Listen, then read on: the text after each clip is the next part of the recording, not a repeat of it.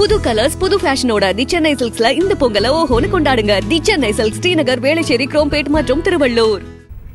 நெல்லை மாநகராட்சி மேயருக்கு எதிரான நம்பிக்கையில்லா தீர்மானத்தின் மீது இன்று வாக்கெடுப்பு நடைபெற உள்ளதை முன்னிட்டு மாநகராட்சி அலுவலகத்தில் போலீசார் குவிக்கப்பட்டுள்ளனர். இதுகுறித்த கூடுதல் விவரங்களோடு இணைகிறார் எமது செய்தியாளர் புருஷோத். வணக்கம், விவரங்களை பதிவு செய்யலாம். வணக்கம்.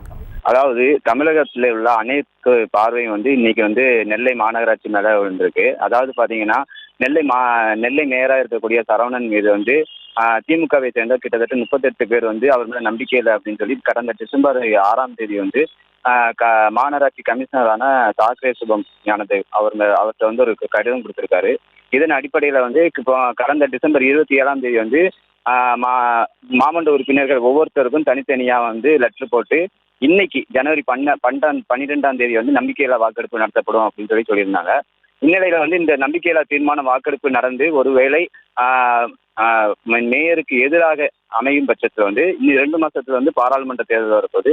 இந்த பாராளுமன்ற தேர்தல் பெரிய ஒரு பின்னடைவாக இருக்கும் அப்படின்னு சொல்லி அந்த எண்ணத்துல மாவட்ட மற்றும் இந்த கட்சி நிர்வாகம் என்ன செஞ்சிருக்குன்னா, மாவட்ட பொறுப்பு அமைச்சரான தங்கம் தென்னரசு பேச்சுவார்த்தை நடத்துங்கன்னு சொல்லி ஒரு கடந்த செவ்வாய்க்கிழமை ஒரு கூட்டம் நடைபெற்றது தனியார் ஹோட்டல்ல. அப்பவும் அந்த பேச்சுவார்த்தையில ஒரு முரண்படாத ஒரு 38 மாமன்ற உறுப்பினர்கள் செயல்பட்டாங்க. இதனால நேற்று முன்தினம் இவர்களை தனித்தனியாக அழைத்து பல்வேறு தனியார் விடுதிகளை தங்க வைக்கப்பட்டிருந்தாங்க.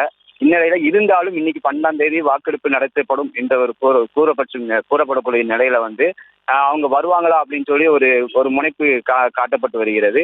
இந்த வாக்கெடுப்பானது கிட்டத்தட்ட 75% 80% வாக்கெடுப்பு நடந்து அதுல வாக்குப்பதிவு மாற்றப்பட்டால் சரவணன் மாற்றப்பட்டு வேற ஒரு மேயர் வர்றதுக்கு வாய்ப்பு இருக்கு.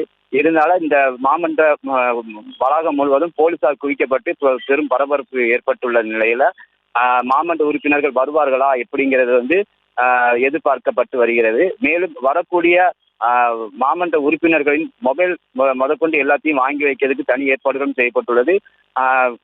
மற்றும் ஏசி நெல்லை மாநகர ஏசி முதற்கொண்டு எல்லா காவலர்கள் பல பேர் 100க்கும் மேற்பட்டவர் பாதுகாப்பு பணியில் ஈடுபட்டு வருகின்றனர். செய்திகளை உடனுக்குடனும் துல்லியமாகவும் தெரிந்து கொள்ள சப்ஸ்கிரைப் பண்ணுங்க.